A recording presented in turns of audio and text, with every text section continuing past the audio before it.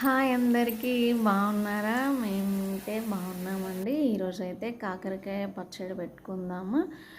దానికోసం అయితే కాకరకాయలన్నింటినీ కూడా ఫ్రెష్గా నీట్గా కడుక్కొని చిన్న చిన్న ముక్కలుగా అయితే కట్ చేసుకొని కొద్దిసేపు ఫ్యాన్ కింద తడి లేకుండా అయితే ఆరబెట్టుకున్నానండి. ఆ తర్వాత ఒక కడాయి పెట్టుకొని ఆయిల్ వేసుకున్న తర్వాత అది మంచిగా వేడిన తర్వాత ఈ ముక్కలన్నింటినీ కూడా డీప్ ఫ్రై చేసుకోవాలి. ఇవన్నీ మంచి గోల్డెన్ కలర్ వచ్చేంత వరకు అన్నీ కూడా సేమ్ ఇదే ప్రాసెస్లో ఫ్రై చేసుకోవాలి. సో ఇలా వచ్చేయండి ఫ్రై చేసుకున్న పీసెస్ అన్నీ కూడా. నెక్స్ట్ మళ్ళీ అదే కడాయిలో సేమ్ అదే ఆయిల్లో పోపు దినుసులన్నీ కూడా వేసుకొని జీలకర్ర, ఆవాలు, ఎండుమిర్చి, ఇంకా వెల్లుల్లి పచ్చగా దంచుకొని వెల్లుల్లి కూడా వేసుకోవాలి.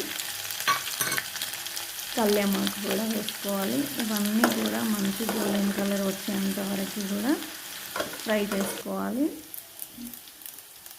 కళ్యామాకు వీలైనంత ఎక్కువనే వేసుకోవాలి, బాగుంటుంది ఫ్లేవర్ కూడా అండ్ హెల్త్కి కూడా మంచిది. సో ఈ కలర్ వచ్చేంత వరకు వేంపుకొని తీసేసి పక్కన పెట్టుకోవాలి.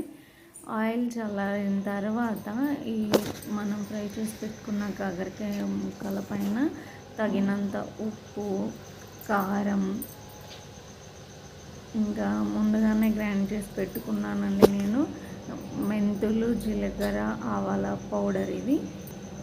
ఇంకా చింతపండు గుజ్జునైతే కొంచెం వేసుకుంటున్నాను. కొంచెం చేదు అనేది బ్యాలెన్స్ అవుతుందన్నమాట ఇది వేసుకోవడం వల్ల.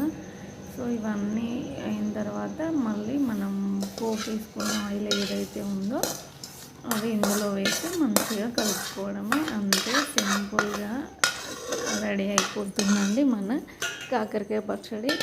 అసలు చాలా బాగుంటుంది. మనం ఎంత ఎక్కువ రోజులైనా దీన్ని మనం ఎక్కువ క్వాంటిటీలో చేసుకున్నా కూడా మనకి ఇది 6 months వరకైనా కూడా నిల్వ ఉంటుందండి, పాడవకుండా. సో ఇదండి కాకరకాయ నిల్వ పచ్చడి. చాలా అంటే చాలా బాగా వచ్చింది టేస్ట్ అయితే. Bye bye.